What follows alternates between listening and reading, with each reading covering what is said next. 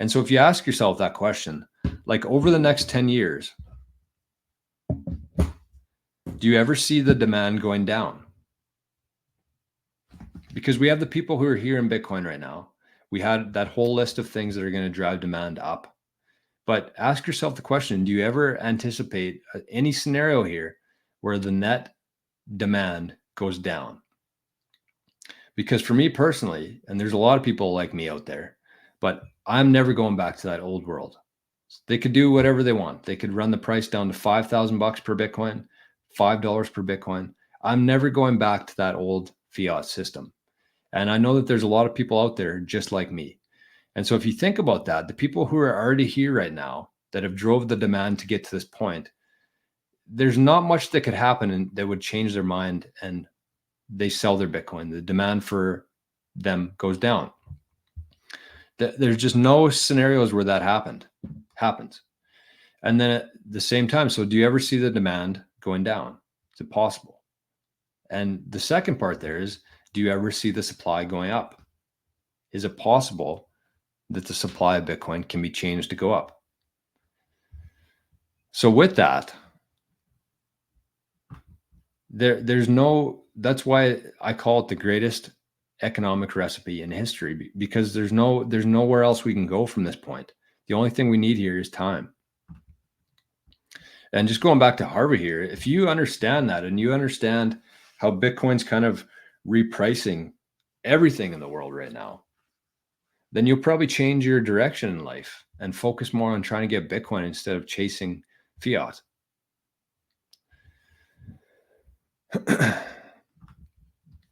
Chico on the van says the new retail will go into ETFs.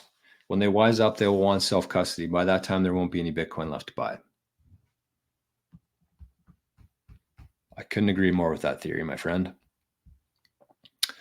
I could not agree more with that theory.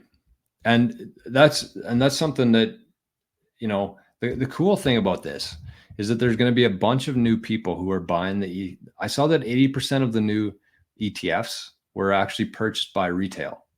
Self-directed, I guess you'd say, not retail, but self-directed accounts. And so there is demand out there. People are starting to say, okay, well, I actually don't have to learn how to hold this Bitcoin yet. I don't have to go through the whole 200 hours on YouTube. I can just buy this stock. And all of a sudden they're going to start watching their stock portfolio go up because of Bitcoin. And they're going to say, and then they're going to hear different things. They're going to start paying closer attention to Bitcoin. They might start watching the Bitcoin journey, and they're going to hear that the Bitcoin that they have in the ETF isn't actually theirs. And then their mind opens up a little bit more, and then they go into the self-custody route. And then they open up a Bitcoin Well account. And then they learn how to download a wallet and how to send Bitcoin. And it's a whole progression there that takes a lot of time for people. It's very easy to sit here as a Bitcoiner and just think about how easy things are for you right now. But the average person out there, they're not even close to that level yet. And so as they move from the ETFs into self-custody, the available supply of Bitcoin continues to shrink. And not only is that supply amount unchanged, what if it starts going down? What if more coins are lost? What if more people decide that they want to actually take self-custody of their Bitcoin versus holding it in an ETF?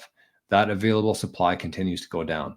So the demand will continue to rise and the supply cannot increase, but it might go down. And so when you really understand that equation there, that supply and demand portion of Bitcoin, I think that really changes the way you'll do everything in life. I really believe that. Okay, let's catch it up on some Zap.stream stuff. I see the grinder has zapped 1,000 sats. Thank you, my friend. We got some heavy paninis here that we're going to be able to buy in Venice. So I appreciate that, everybody. Big one from Crypto Heathen today, from Mav and from the grinder, and a few other ones as well.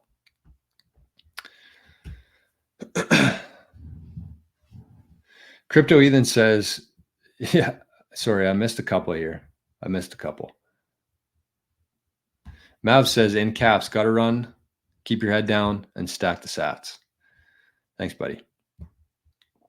And Craig says, as Sailor says, Bitcoin thrives on chaos. Absolutely. Absolutely. That increases the demand. The chaos goes up, the demand for Bitcoin goes up. And do you think there's going to be less chaos or more chaos in the next 5 or 10 years here in the world? This whole show, it's the Bitcoin journey, actionable and logical discussion for Bitcoiners and future Bitcoiners. It's going to get pretty chaotic here, and Bitcoin thrives in chaos.